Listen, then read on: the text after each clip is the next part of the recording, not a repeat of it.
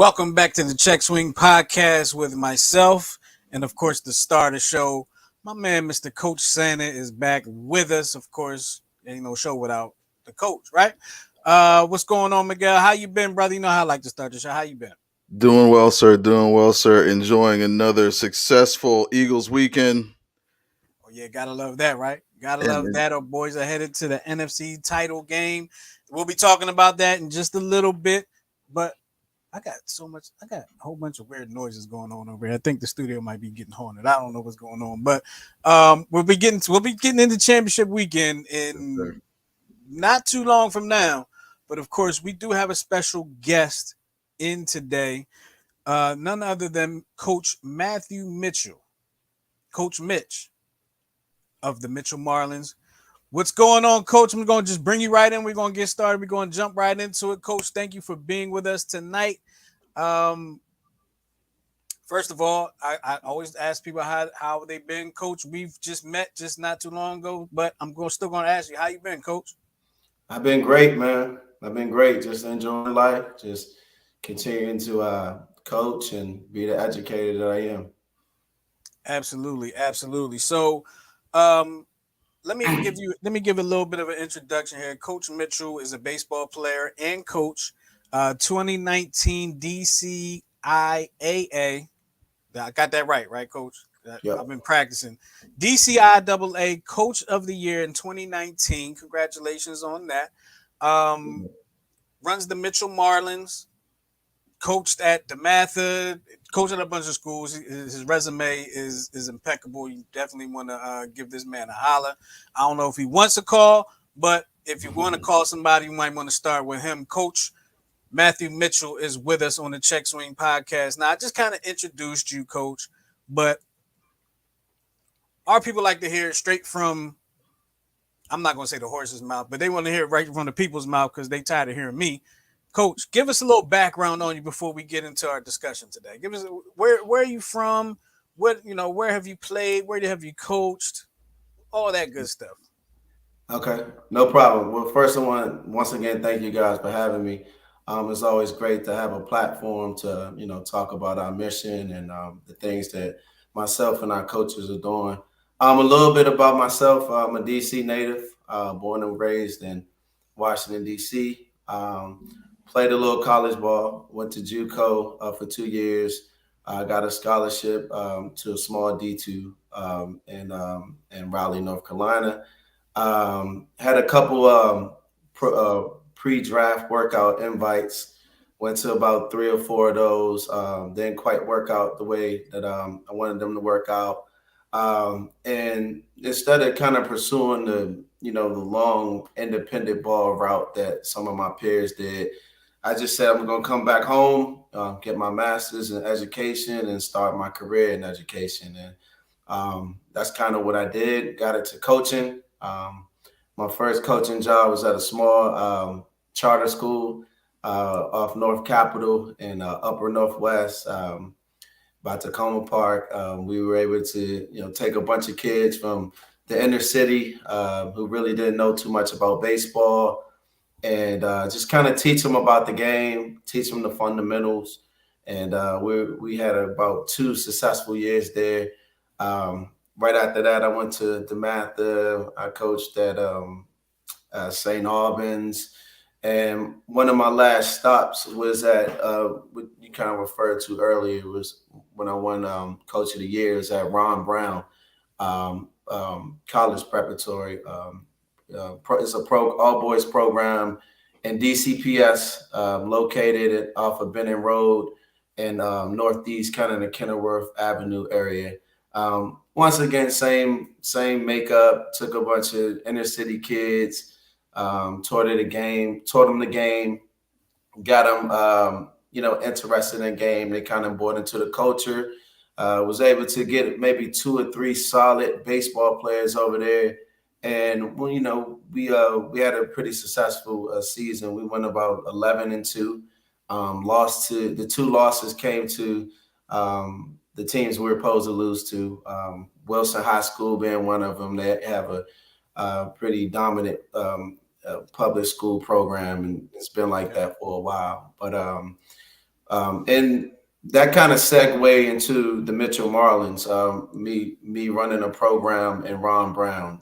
We got the kids, the inner city kids, kind of involved into the culture. They start getting better, and they started inquiring more about the game. And I say, hey, we started off as a freshman cohort, and each year we would add on a new grade, 10th grade, 11th grade, 12th grade. So by their sophomore year, I say, hey, if you guys really want to get better in this game, then you're going to have to start playing 2 or 3 times a year. And what's going to happen is you're going to have to join a travel ball team.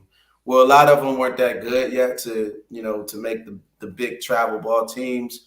So I said, I'll start the Marlins, and they'll give you guys a platform to really keep playing the game. And the idea was to, after those kids graduated out, to kind of do away with the Marlins and do something else. But a couple of those kids became really well, went on to play college ball, are still playing college ball right now.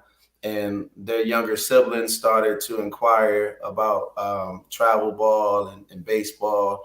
So we just kind of kept it going from there. And we're about 5 years in, and we got about I believe 7 teams now, from ages 6 to 18, and we're gonna keep it going, and this is where we are today. Wow, quite impressive there, Coach Mitch. You had a couple people that wanted to say what's up to you. We had Eric Sharp. I don't know if you saw Eric Sharp said Coach Mitch, Yep, and Miss Demita Joe said Cuzzo Coach Mitch. yep, yep, Shout yep. out to them. Appreciate y'all checking us out today. Appreciate you checking out Coach Mitch. Um, Question for you: when it comes to when you were making the transition from a player to being a coach, excuse me, I also had to make that transition, but my transition was a little bit different from yours. I didn't necessarily have invitations to try. I did have a child to go to, sprain my ankle playing basketball that week before. Lesson learned, right? But I my route went from college to the working world back to coaching. Um, what did you find was what was one of the more difficult things, or maybe one of the things that you didn't expect when you got into coaching, after having a successful baseball career? Well, it's always tough for every former athlete to kind of, when they make that transition, because you always have those doubts in your head, like, wow, why didn't I, make a career out of this? Mhm. You always, growing up, I kind of always looked at coaching as like the backup plan. It's like you do that after you retire, you do that if you don't make it. But each year I would come home from college on summer break, and of course I would play travel ball, and I would always pick up a summer job where I would coach youth baseball.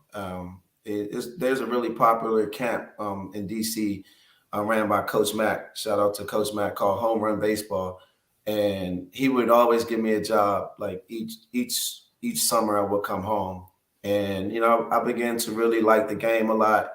And as a coach, as coaching youth, you start to really pay attention to detail, and it kind of improves your own game, right? Because if I'm telling this kid he has to focus on this and use these mechanics, then it kind of translates, to your own game. So that was one of the things that I really loved about making that transition. Of course, one of the difficult things is just I've been an educator as well for the past 14 years. The similarities are with the difficulties are, the parents, the adults. Mhm.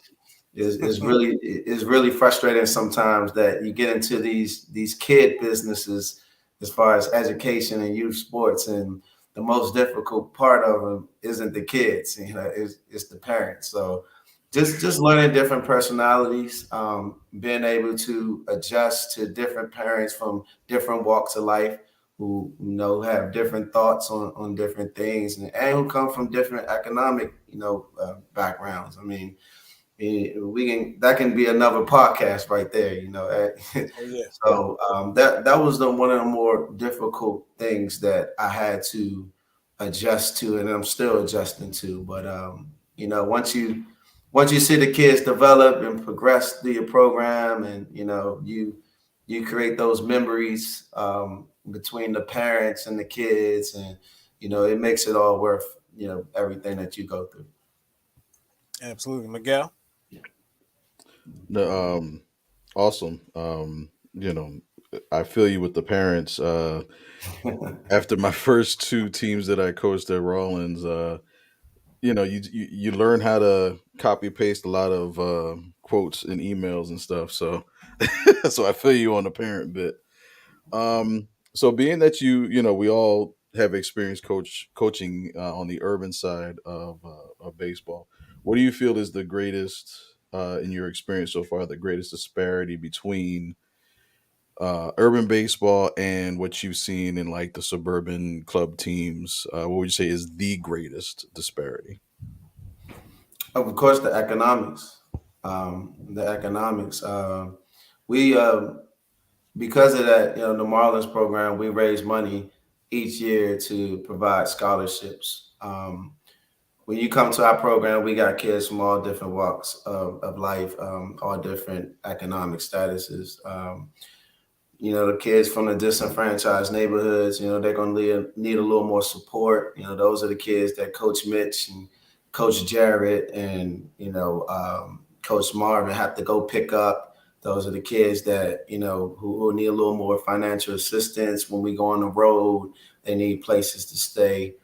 So, but with those kids too, you get a greater appreciation. Those kids really, that when they graduate from the program, they come back and they work for you, or they come back and they want to support. And so I would say, just the economics with one of the biggest things. But all the kids, no matter their economic status, is all bring different things to the program, and give us joy in different ways.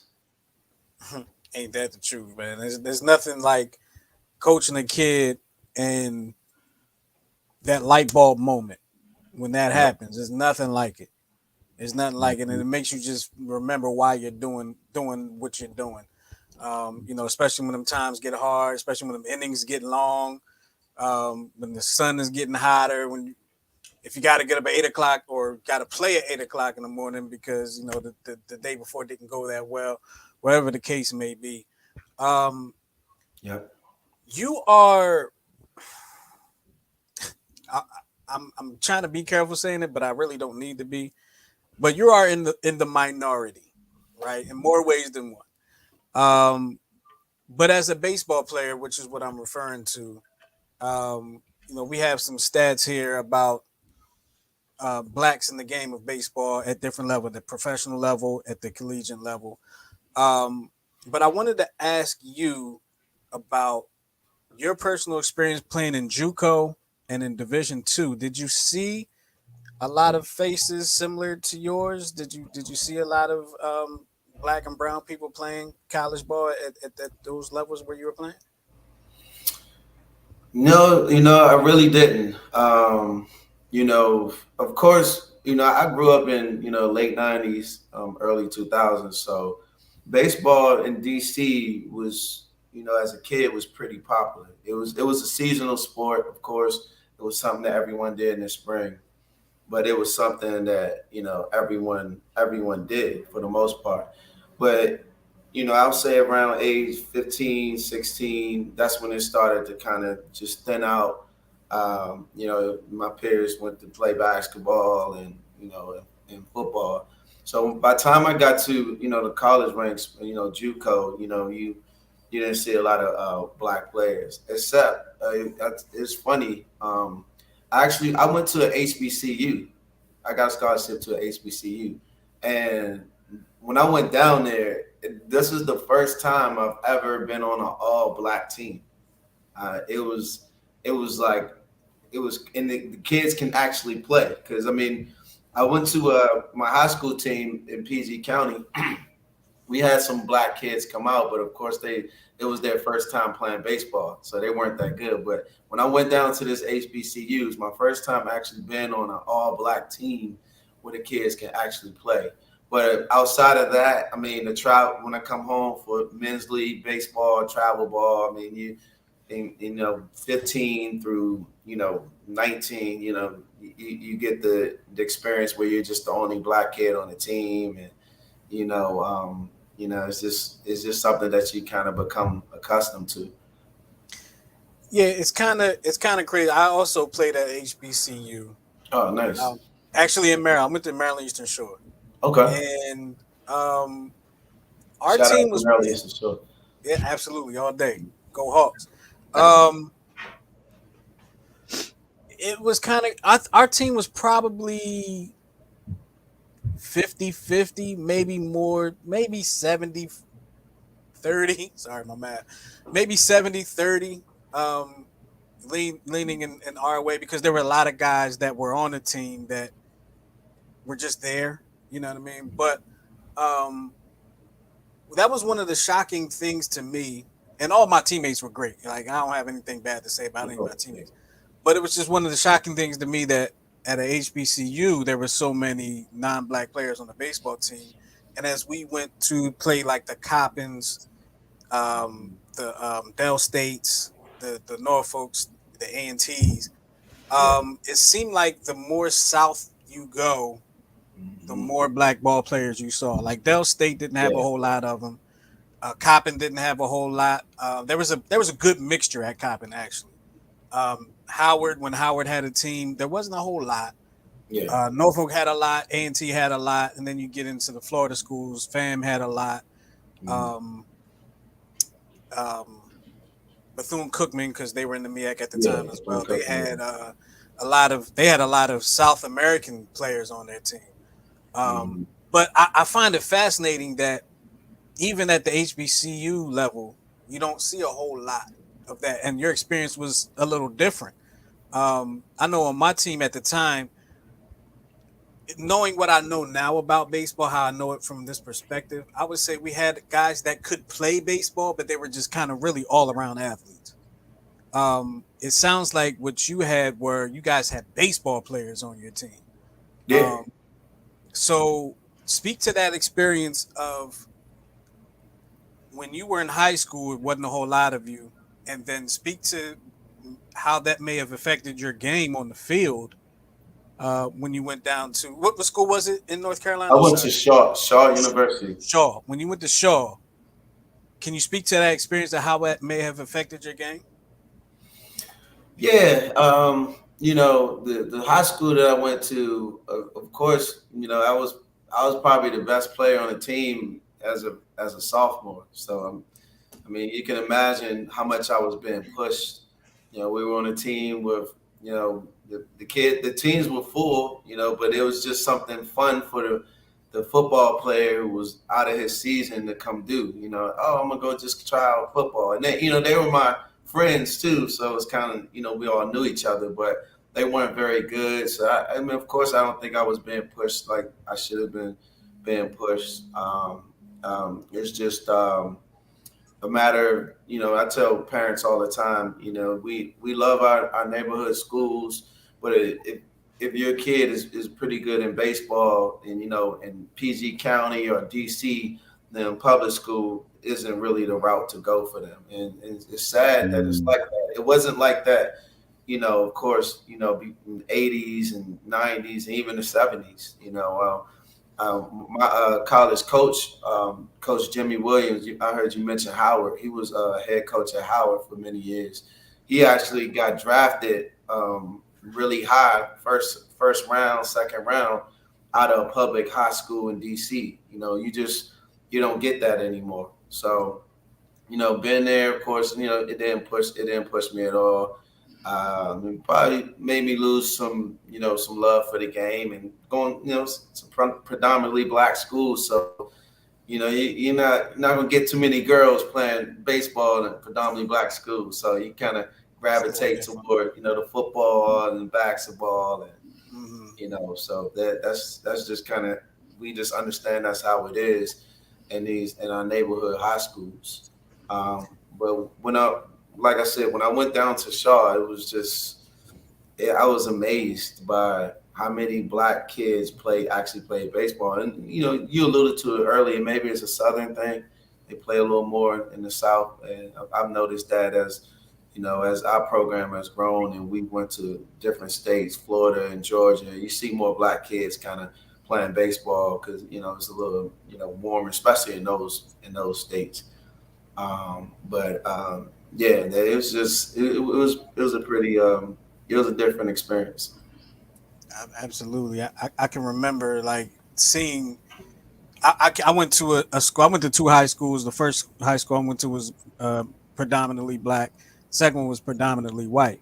Mm, And I tell the story about how at my second high school when I was transferring, I actually asked the what's it called the guidance counselor about the baseball team, mm, and I promise you, I'll never forget it. He told me, "You don't even waste your time. That team is already picked." mm, And I was like, and I ate it. I ate it. I was like, okay, I'm gonna run track. You know mm. what I mean? Like I ate it, and I guess I was intimidated by it. But then I go to school. I actually walked on, and I made the team. But when we go to these other teams that had the black guy, and they were crushing us, I was like, man, we out here balling. But then we get a stat today in 2021, 6% of Division 1 ball players were black. Mm. 6%.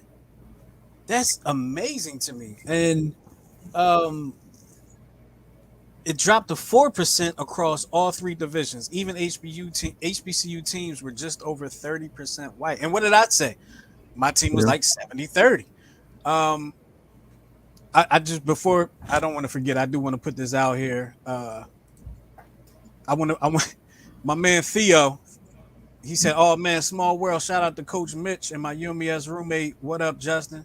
Hawk Pride. So, what up? Mr. What up? Dollar. Oh, we used to call him. Oh, what up? Oh, appreciate it. And Demeter Joe said, "Don't forget to like the video, y'all. Definitely like the video. Subscribe to the page. We got a whole bunch of shows that's going on here on New Twist Radio, not just the Check Swing podcast. Um, but thank y'all for checking us out. We got Coach Mitchell here of the Mitchell Marlins. Coach Mitch, excuse me. They call you Coach Mitch, right? Yeah, either. I'm trying to fit in here. I'm just trying to fit in. Uh, Miguel, I know you had a couple more questions for Coach Mitch. well, it was funny when you talked about your experience, Justin, about how you inquired about the baseball team at an all white high school, and they kind of brushed you off, but kind of switching it to I was reading a story about a trade that the Marlins made, where Jazz Chisholm from the Marlins decided to move from second base to the outfield, Yeah, so and it reminds me of mhm. some of my experiences because I went to an all white high school and at Northeast in Philadelphia, and we won three straight city championships. And one thing I always noticed was how when it came to the skill positions, the shortstop, the second base, it was like if you were even remotely dark, like my skin complexion or Mm. darker, you were Wow. either the catcher or you were in the outfield. Mm. Yeah. And it was funny because I'm starting to read certain stories, and there's this writer. He's a baseball writer for over 40 years, and he talked about how baseball is a white. His name is Howard Bryant. He said baseball is a white suburban game reinforced by foreign labor. Because he talks about how um, there's more baseball academies in Latin America, especially in the Dominican Republic. Almost every team in Major League Baseball has a camp or an organization there to bring up the Latin ball players because they have all this talent and they're cheaper. Because my favorite catcher in the world, Carlos Ruiz, was a second baseman for Venezuela. He signed for $16,000. You Mm-hmm. know, but again, for those skill positions, it's almost like, well, if you're Latin, you're in the infield or you're catching, and if you're black, then you're outfield catching all the balls. So, how do you kind of Coach Mitch, break out of that mentality um, for us as coaches? Because I think we speak different. What am I trying to say? We kind of speak different languages, even though we both speak, our races speak, English. But it's almost like, when we speak up about what we can do, then we're regarded as, you know, being not a good teammate. Mhm. You know what I mean? Because I had that experience as well. But can you speak to that aspect of how to, encourage like a person of color who's a really good shortstop, and how to Yeah, speak up for themselves and say, I'm not going to get pushed around to any other yeah, position. You know what I mean? yeah, yeah. You see it all the time. I played middle infield in high school. Of course, by the time I got to JUCO, I was dumped out into the outfield because I I could had a run. feeling you were an infielder. You have the build of an Yep, infielder. yep. I played. I really liked it too, but I was also running 6'2", 6'3", so I had speed, and they bumped me out in the outfield. It's just and same thing with the Upton brothers, Justin Upton, BJ Upton, the Tidewater area. They came up. They were phenomenal infielders, but when they went to the majors, they were in the outfield. It's just something that happens. I have a son. My son is 9. He plays middle infield, and I just think middle infield is such a skilled position. Like, it just takes a lot more time. It's footwork. There's judging different hit ground balls. There's different arm angles. I'm not going to throw the ball over top. I'm not going to throw a shallow ball, over top like I would a ball I got to go backhand in the hole. It's all different, nuances to playing middle infield that I just think a lot of kids aren't really putting in the time, or the coaches aren't really putting in the time to give these kids. And the outfield, my coach used to joke all the time. He used to say, the outfielders should have to pay to get in the game. It's perceived as a just an easy position. You run in, you catch in, but I argue that point too. I think outfield is a skill position as well, but just not as intricate as the middle infield. So I think a lot of kids don't really put in the work, to play that position well, to play it at a high level. I tell the kids all the time, shortstop and second base, you got to put in hours of work with that. Like you see these kids putting in work with their dribbling on Yeah. YouTube. You see Yep. these YouTube videos with kids dribbling through cones and, Euro steps, and dribbling with the left hand, dribbling with the right hand. That position and catcher are two skilled positions that you really have to put in a lot of work for. So, I just, like I said, I don't think that a lot of coaches and players, black and Hispanic players, but I would say more African American, don't really put in that work for middle infield. So just to piggyback off of that topic, Miguel and I a we coached at the same high school for some time, and we had a set of brothers that played for us. And also in the school there is a coach that played minor league baseball. He's not a baseball coach with us, but he's a coach at the school. And he told the boy's father, because his father would tell us, teach your kids how to play the outfield because your kids are black, your sons are black, and that's where they're going to put them, in the outfield. And they were Wow. both infielders. Hmm. They probably could play any position, honestly, but they were both infielders. And it was interesting coming from him because you know because he played, so he had the inside lane on that. Um, with that being said, and knowing that, do you tend to make sure your kids are able to play the outfield as well as the infield, even if they're infielders? Do you make sure they're able to play the outfield because it could be a thing where they get sent out there and that's the only way they're going to be on the team? I don't know if I do that, consciously, but I think maybe unconsciously, I'm working with the kids 10 and under, the kids of color. I'm like, you guys got to be well rounded. You got to know how to play every position. I do think that's in the back of my unconscious somewhere. Um, but once again, I really think that if you're at a point where you're trying to make a high school team, and that's the only spot that's open. Yeah, I mean, if you really want to make that team, then you just got to suck it up and go to the outfield. But if you're a parent of a kid who's 10, I would say even 12 and under, get that kid an infield coach. It's a skilled position that requires a specialist. It's not something that just a general coach is going to develop that kid. Think about it. You come to practice, you got 2 hours. You do some ground ball work. You may do infield, outfield. That kid's, in between him and 4 or 5 other kids, he's not going to get a ton of reps.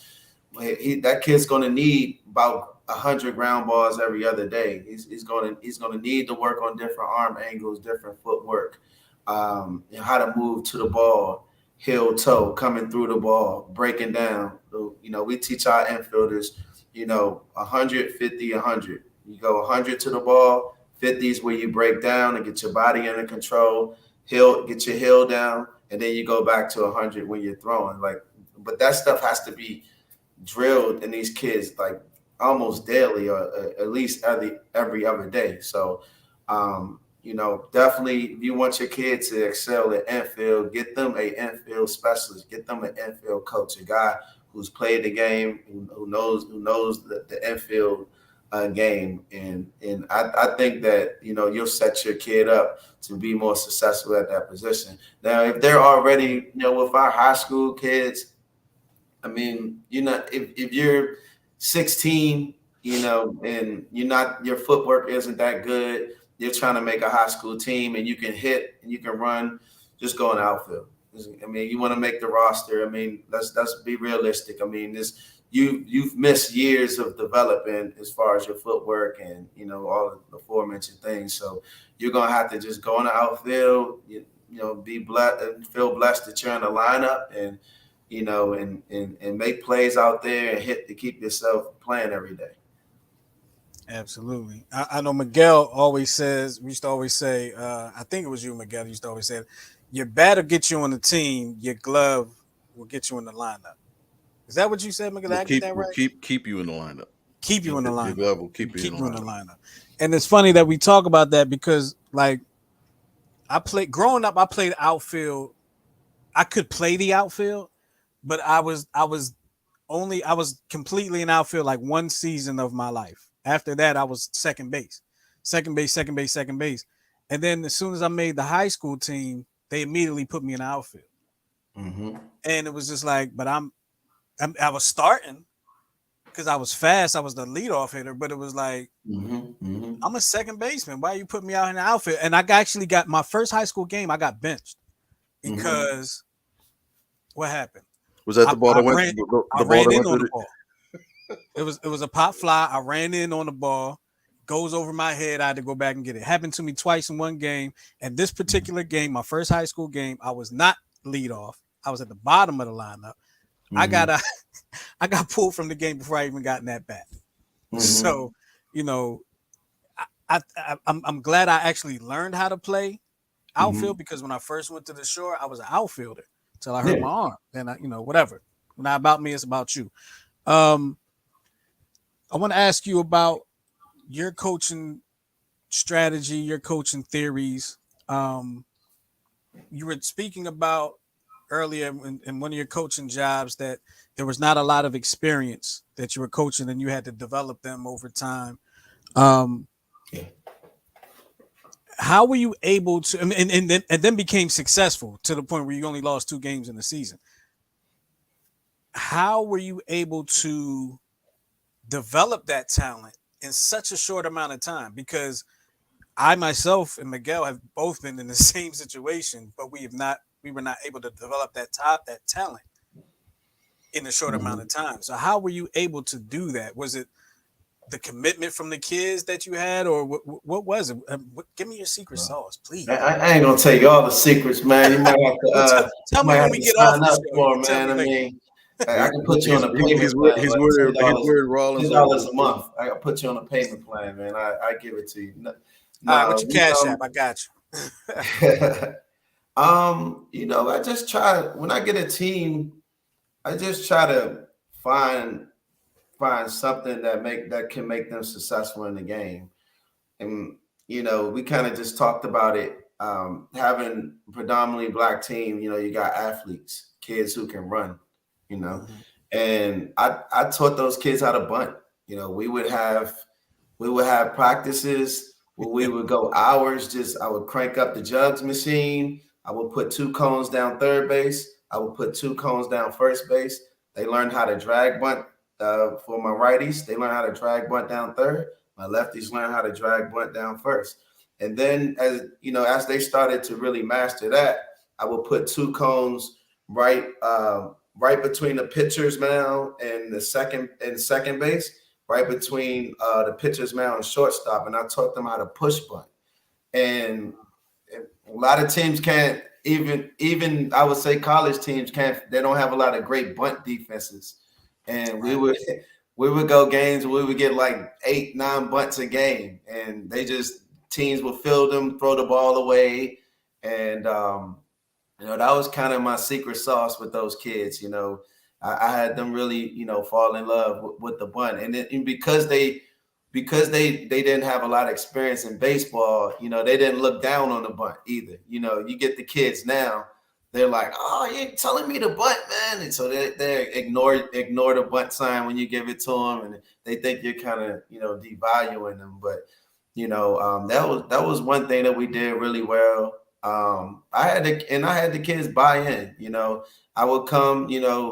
Coach Mitch, got a little swag. I would come with the chain, with the Oakleys, and they were like, Coach Mitch, can I get some glasses like that? And before you know it, the whole team had them, and they started to really buy into the urban things of sports that attract us. Like when I was growing up, we had Ken Griffey. Man, he was swaggy. Yeah. He had the Yeah. chains, the earrings, the shoes, the Griffies. Mhm. Derek Jeter. Those guys. Derek Jeter was sponsored by Jordan. So those are little things that African American boys are really attracted to, and I just think that optics part, and just as far as a strategy, like you said, was just really helping them understand that bunt and the power of the bunt. That was a huge part of my game. I switch hit. I can go games where I just drop two bunts and go 2 for 4. If I wasn't swinging that well, and they really bought into it. And as far as the pitching side, we had a lot of kids. Like I said, we had about 2 or 3 kids who could play, and they were my main pitchers, of course. We taught them how to use the corners. We taught them how to, change the eye level of the hitter. Low outside fastball, high fastball inside, change up away. I think that helped us, be pretty successful. And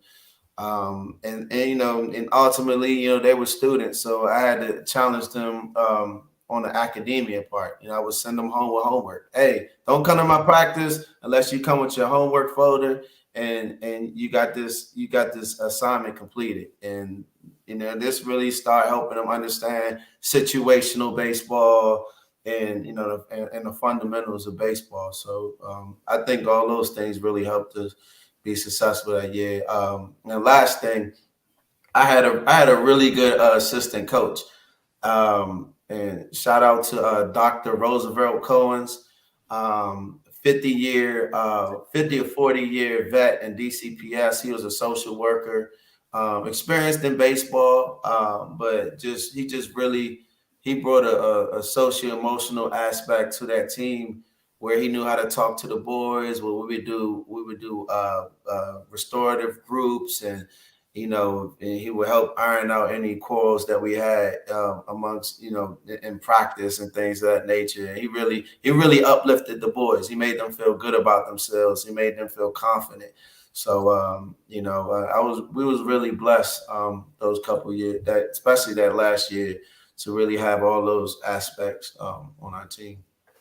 Wow, that's great stuff. That's amazing right there, man. Proud of the work that you are doing to uplift our youth and doing it for with a game that has lost its popularity in a lot of urban areas around the country, but with people like you, we are able to restore some of that popularity in the That's it. game. I do want to ask you one thing, and I'm going to ask you with Miguel right here. This summer, can we get a Rawlings and Mitchell Marlins matchup? Oh, we play them all the time. Yeah, I might have Yeah, to drive down for that one. I might want. I might want yeah, to check that one out. yeah. We play them all the time. Our younger teams play your younger teams. I know Yeah. my son's team played. You have a Coach Lopez, Yeah. your new coach, and we played them. Justino, They yeah. solid team, And pretty solid. his son, his older son, Benny, he's catching, he's the real deal. Okay, I I have believe I it. haven't seen a catcher like him in decades. Just the way he was able to call games himself and handle pitchers, and so look for the name Benny Lopez. Out of I think he goes to Old Mill this year.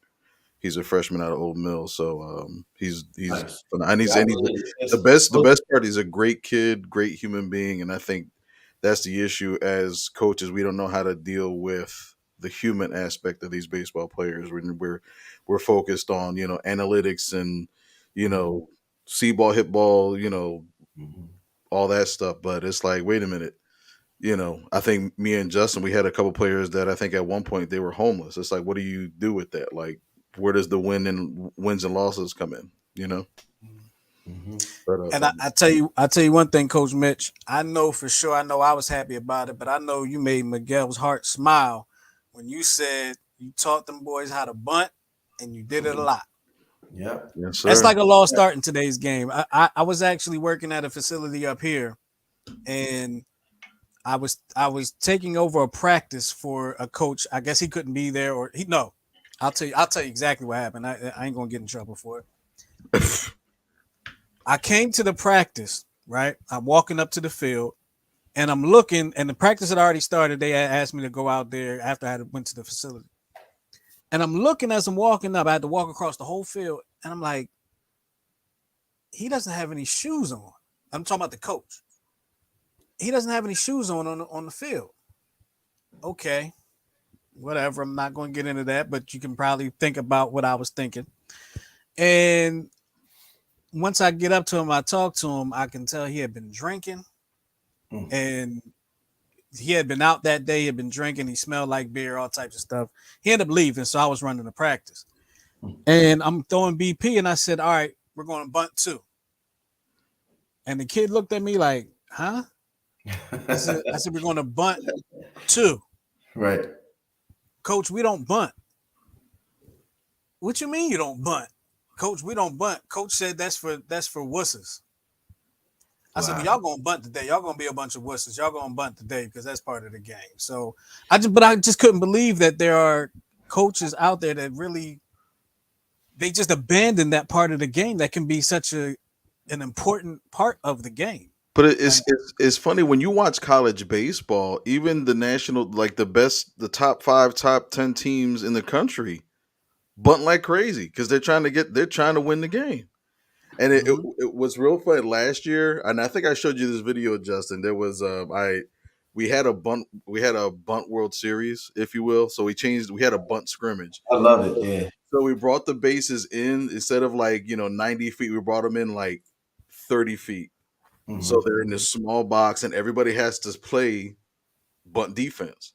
So the Yeah. object was to move everybody over, and they literally every time we would have like the last 30 minutes, we would either do situational hitting, um, we would do two ball, or this bunt thing. They were literally demanding to do the bunt World Series. It was funny how they caught on to that. Yeah. I mean, you think about St. John's. high school. I've heard about St. John's. They've been dominant. They've been the most, I would say, the most dominant high school baseball program in DC for the last 15 years. I mean, small ball bunting is a huge part of their game. I go watch St. John's play. They're bunting 9, 10 times a game. And a lot of their games, one off great base running, solid defense, and executing a bunt. And it's a weapon. It's definitely a weapon to have. I mean, Rod Carew, Juan Pierre, Brett Butler. Those are guys who I really looked up to for their. That's he said the buzzword of the year. We need to have a chime go off. Juan Pierre is that's his idol right there. That was my guy. Juan Pierre was my guy, man. Oh yeah, that was my guy too. Yeah, that was man. What he did that season with the Marlins when they won the World Series, man. That was my guy right there. 2003. Yeah, man.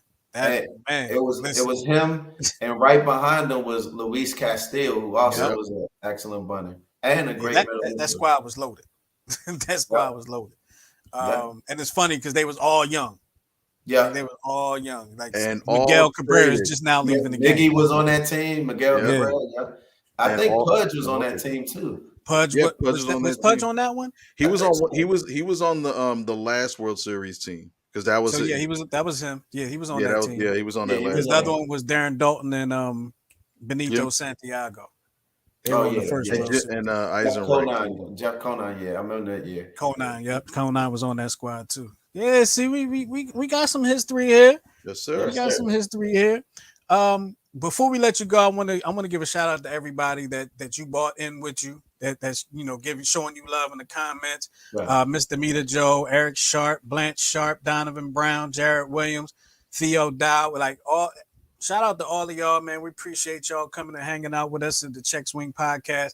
And in just a minute, we're going to, of course, we almost wrapping up the show. I was only going to keep him on for a little bit of time. I didn't want to have to take up his whole night, but he just been so interesting, such a great guest. I had to, let him keep on going. But we're going to be talking about championship weekend in just a little bit. But before I let you go, of course, make sure you all subscribe to the YouTube channel. That's youtube.com/New Radio. Check out our show on Sunday nights, the 10-7 show. Relationship Talk, no chaser. We gets it in. Shout out to Cheryl Isaac. She said, go Matt. So, you got it. Oh, Dontrell Willis was on that team too. Yeah, absolutely. So you're definitely getting some love. Coach Mitch, I want you to let people know how they can get in touch with you, how they can get involved with the Mitchell Marlins and all that. Whatever the case may be, please, give all that information for everybody to get, because what can happen is if you missed any part of the show, you can go over to our YouTube channel, click on the live tab, and you'll be able to see this show in its entirety. So, okay. Well, definitely thank you guys for having me once again. If I can just leave you guys with this, the Mitchell Marlins, we operate through what we call a DEP model. The D stands for develop. We're, as we just talked about, we're all about development. All of our coaches that come on board, we are a travel team. We are going to compete. We're going to win some tournaments. We're going to lose some. But most importantly, we want these kids to develop. The E stands for expose. Once we develop the kids, we put them on stage to play in the top tournaments on a regional level, sometimes a national level. And we also expose them to better schools. Within 5 years, we've gotten, I would say, 35 plus kids in college. Not just they went to college on their own, but we've actually been instrumental in contacting the coaches or development to a point where they can make that team. Also our younger kids, once they come from middle school, I would say our last team, our 14U team, they're freshmen now. Majority of them are in the Gonzagas, they're in McNamara, they're in DeMatha, because the WCAC is just the best baseball conference in this area, and we want the best for them. So that's a bit of the exposing piece. The P is for placement, of course. That kind of goes hand in hand. We want to place these kids in the best programs. We want to connect with the best coaches. We want to get them in the best institutions that can help them not only become better ball players, but not everyone's going to make the major leagues. Not everyone's going to make the pros, but they just can kind of get into a school that has their majors.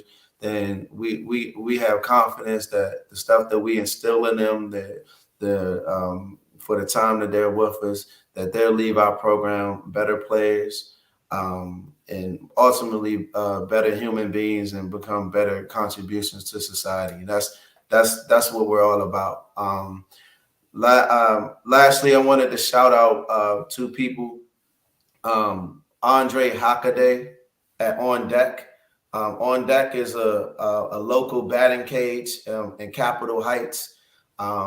It is very reasonable on prices. Awesome guy. He had a son who played at Riverdale Baptist. Shout out to Coach Graves at Riverdale Baptist. He's doing great things as well and getting kids in school. But he had a son that played at Riverdale Baptist, and he noticed that this area didn't have a batting cage. So he saved some money and he opened up a batting cage called On Deck Batting Cage in Capitol Heights. Please check it out. Reasonable prices, beautiful facility, beautiful atmosphere. And lastly, I just want to thank my coaches, all the coaches that help us do what we do day in, day out. My good friend, Coach Jared Williams, the best hitting instructor in the DMV. No knock on anyone else. I don't want any Facebook or social media beef from that statement. But just a great guy, all around outstanding instructor, a ton of experience, and Coach Matt, Coach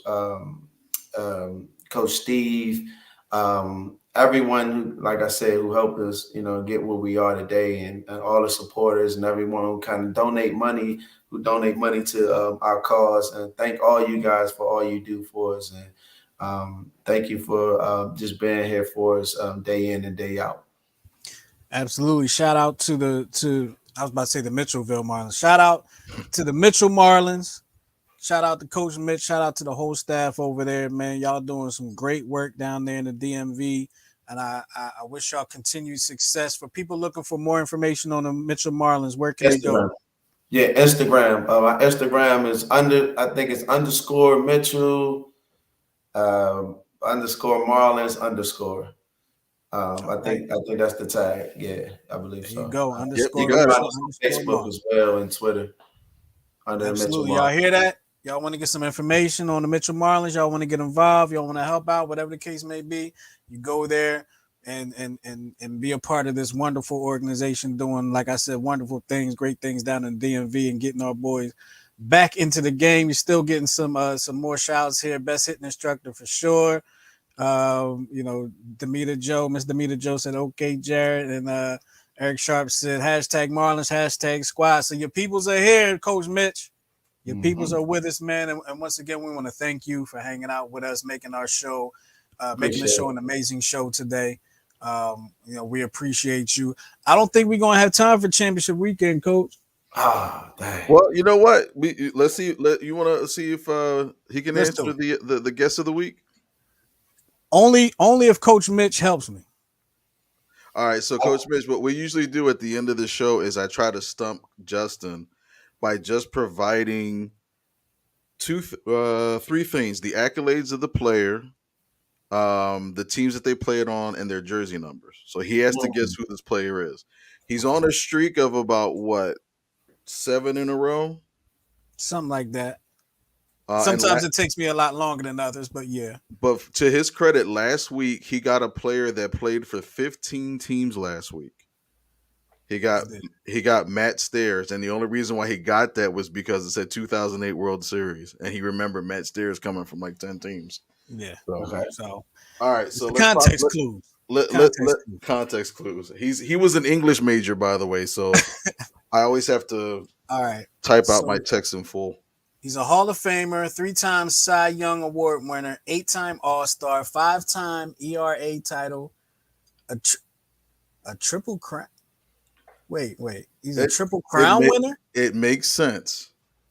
Okay, he's a Triple Crown winner, 2004 World Series champion, and an All-Star MVP. He played for 1, 2, 3. He played for 5 teams. Okay, and the last team he played for was the Phillies, or he played for the Phillies at some point. Number 45 down there at the bottom. Correct. Don't say anything, Coach Mitch. I feel like you already know. But Coach Mitch, I will ask for an assist. I'm trying to think. Who won the 2004 World Series? I can't remember. Was that Don't the look it up. Bo Sox? Don't look it up. That was the Boston Red Sox, yes. No, it wasn't. Yeah, that was. Was that the year they finally won? Or was that 2000? I think it was 2003 they won. No, 2003 was the last time they choked badly, I think. Well, let me think. 2004. Who won the World Series in 2004? I can't even think who won. I know it's Boston. Boston. It was Boston, yeah. It is was Boston? yeah. Okay, so if he was a pitcher, Oh, I know that one. For sure. Is it Kurt Schilling? Not Incorrect. Oh man! All right, what are the teams here? So, Coach Mitch, he's horrible with jersey numbers. Just for the record, with baseball jersey numbers. I'm With terrible with baseball baseball jersey I numbers. think I know that one. All right, before you give the answer, I'm gonna let you get an answer. I just want to ask one question, and I won't get an answer. What are the teams here? Okay, Boston Red Sox, Montreal Expos. Oh yeah, I know that one. Yeah, he got it. New York Mets, Philadelphia Phillies. What's the 5th team? Did I say the 5th team? Mets. I don't know, but Wait. No. Los Angeles Dodgers, Okay. Boston Red Sox, New York Mets, Philadelphia Phillies, Montreal Expos. So I think I know who it is. Actually, no, I don't because Say it. No, don't do that. I said I was going to let Coach. No, I don't know. Say it with your chest. Here's why I'm not going to say it, because who I thought it was also played for the Marlins, but the Marlins aren't up there. Okay, Coach Mitch. I was thinking Josh Beckett, but it's not Josh Beckett. God, that's a horrible answer. Yeah. Coach Mitch. Coach Mitch, what you got? Pedro Martinez. He got it. Oh my God. That was my guy right there. When I was looking this up, I forgot when I was looking him up, I forgot he played for the Mets. Completely forgot about that era. Yeah, he made his name more so with Boston, I would say. Yeah, he definitely made his name with Boston. I forgot he played for the Mets. I forgot he played for the Dodgers. Well, remember when he was on the Expos, that was the 94 that was when team. They were good. That's when they had the Larry Walker, the Marquise Grissom. That was a bad team. Was on that team. Yeah, that's when that was the year after the Phillies went to the World Series, and the Expos were in first place that next year. But and they ended up being best record in baseball. Yep, best record. I'm so mad I didn't get that. Oh man. You should have. I forgot he played for the Mets. Forgot he played for the Dodgers. Yeah, he broke in with the Dodgers. He was and he was the only one to ever publicly hate Mike Piazza because Piazza is the worst catcher in history. I need you to explain something to me though. Uh-oh. The Triple Crown. So there's a pitching Triple Crown. The pitching Triple Crown. You tricked me, man. Wins, Ks, and ERA. You tricked me, man. That was a trick. That was a trick clue. If there's such thing, that was a trick clue, man. You're welcome. That was a trick clue. All right, before we get out of here, I just want to I just want to get y'all real quick predictions for this weekend. And well, first off, let's make sure to clear the air that Coach Mitch is not a Cowboys fan and he's not a Giants fan. He has publicly stated that from the DMV, so he's neutral in all this, especially after the season Carson Wentz had. So he's good.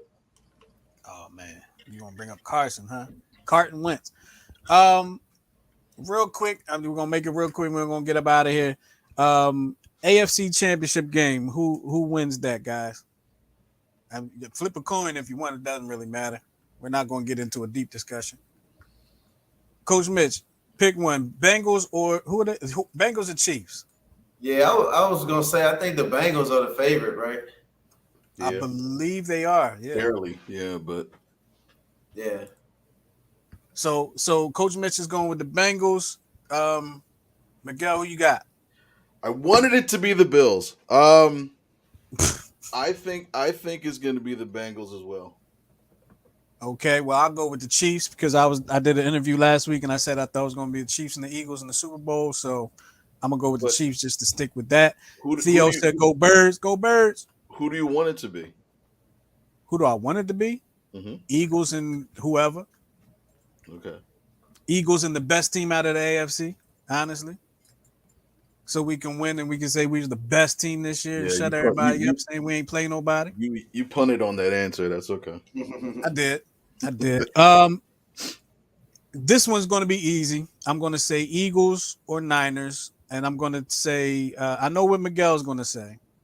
And Coach Mitch, I'm just going to tell you what to say. Just say Eagles. It's Who gonna you be got, the Coach Mitch?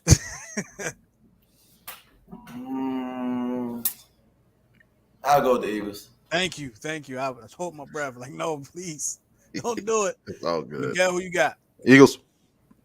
I'm also going with the Eagles. The Eagles are going to the Super Bowl and they're going to beat the Chiefs in the Super Bowl or the Bengals, whoever it. Am I saying I that right? Bengals, I Bengals, I whatever. personally hope it actually is the Bengals because the Eagles usually do better against quarterbacks that are not as mobile.